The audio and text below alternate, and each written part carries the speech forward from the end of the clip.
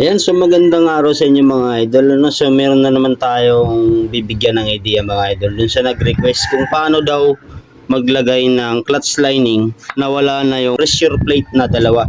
So ang mangyayari kasi dito mga idol, puro na siya lining. So ang pressure plate na tinatawag mga idol, yun yung malipis na plate dalawa. So isang pakurba, isang manipis.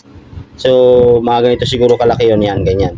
So wala na kasi siyang pressure plate.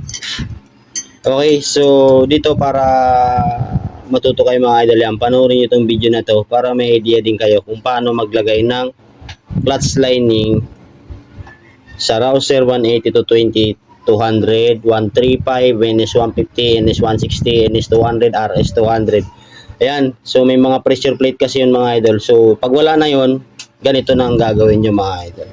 Alright, so basic tutorial na naman tayo. Yan, umpisan na natin.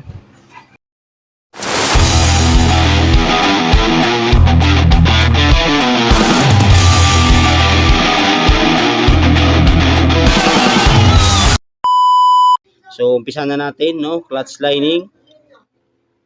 Tapos clutch plate. Yung clutch plate naman, ang paglagay niyan, kung alin yung matalas, yun yung sa ibabaw. Kasi pag biniliktan niyo siyang pag ganyan, mapurol yan.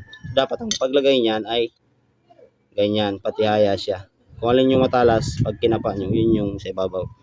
Okay, so lining ulit. Tapos clutch plate ulit, yan. Ganun ulit. Basta lahat ng matalas sa ibabaw. Ganun lang siya, paulit-ulit lang naman ito mga idol. Plate ulit. Tapos lining ulit. Plate ulit. Basta ang pinakahuli niya mga idol ay clutch lining. Yan. Yan. Hanapin nyo lang yung ano para ma-shoot siya. Yan. Tapos dito naman tayo sa paglagay ng spring, no? Clutch spring. Yan, ganyan siya. Isa. So sa clutch spring naman ay wala namang baliktaran dito kasi pare-pareho lang naman ito. Yan. Tapos lagay nyo tong clutch holder.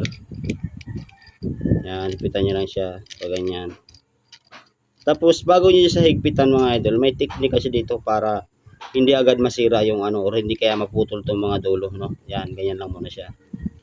Tapos makikita nyo tong dulo ng spring, yan, no? Dulo ng spring. Yung dulo ng spring, dulo din dito. Huwag niyo siyang ilalagay na nakaganyan. Iikutin niyo yung spring. Yan, ikutin niyo yung spring. Tatapat natin siya sa pinakadulo din ng holder.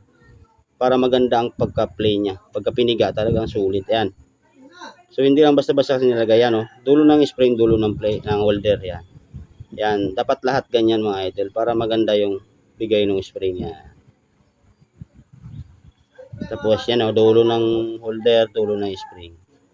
Yan, ganun ulit. Yan. Huwag yung ilalagay ng dulo ng spring na nandito. Kasi once na habang tumatagal, posible na maputol to. Yan, putol yan. Kasi kadalasan ito, putol yun dito. Kasi pag piniga mo yan, hindi siya pantay. Kasi yung nakababa yung spring niya.